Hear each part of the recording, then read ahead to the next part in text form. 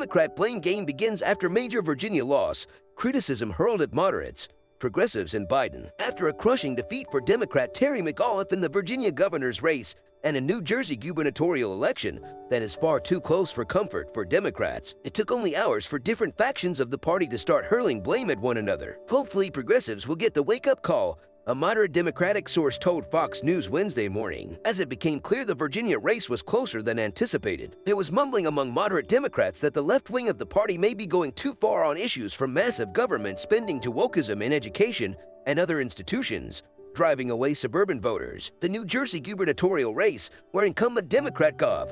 Phil Murphy was winning by under 2,000 votes Wednesday morning, also was a major regression for Democrats. Biden won there by 15 percentage points. The Virginia victory was so jarring for Democrats because it's a state that President Biden won by 10 percentage points in 2020 and that they believed shifted to become safely blue with the explosion of the northern Virginia suburbs. The New Jersey gubernatorial race, where incumbent Democrat Gov.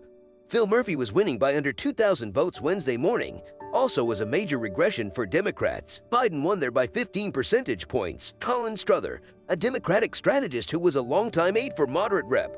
Henry Cuellar, D. Texas, said both progressives and moderates deserve criticism, but it's the Biden administration that needs to get into gear for Democrats to hold on to their majorities in 2022. We need to end the circular firing squad and get to work. Our biggest obstacle to success is members of our own Democratic Party, Struther told Fox News. We have 1 or 2 senators holding up big-ticket items that we need to pass. We have a handful of the far left in the House who have never done anything acting like they dictate the agenda and the timeline for bills passing. Having said that, this all goes back to a lack of effective communication from the White House, Struther added. We are not going to win this thing with the president in Delaware, the vice president missing in action, and our secretaries on personal leave. The Biden administration and all those associated with it need to understand the election is going on right now. Everything they are doing or not doing is impacting our chances in 2022. Progressives groups, including Justice Democrats, meanwhile, said it's the establishment that should smell the coffee. Terry McAuliffe ran the milquetoast campaign he wanted to run. The D.C. establishment consolidated support behind their one-time rainmaker,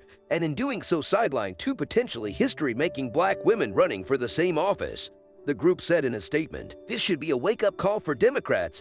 Give people something to vote for or watch yourselves become the very thing they resoundingly vote against." Midterm elections in a president's first term are typically difficult for a party in power, but with Biden's approval ratings very low for this point in his presidency and rising inflation coinciding with supply chain issues, a labor shortage, and more, there is a chance 2022 could be particularly difficult for Democrats. Nevertheless, House Speaker Nancy Pelosi, DeCalif, said Wednesday Democrats intend to follow their pre-planned timeline for passing both the bipartisan infrastructure bill and their reconciliation spending bill. Former Housing and Urban Development Secretary Julian Castro said Wednesday he agrees with Pelosi that Democrats should double down on their progressive agenda rather than let off the gas. Last night's results show Democrats need to tune out the noise and deliver both bills in the Build Back Better agenda, he said. President Biden, congressional leadership, and progressives are doing just that. Let's get it done.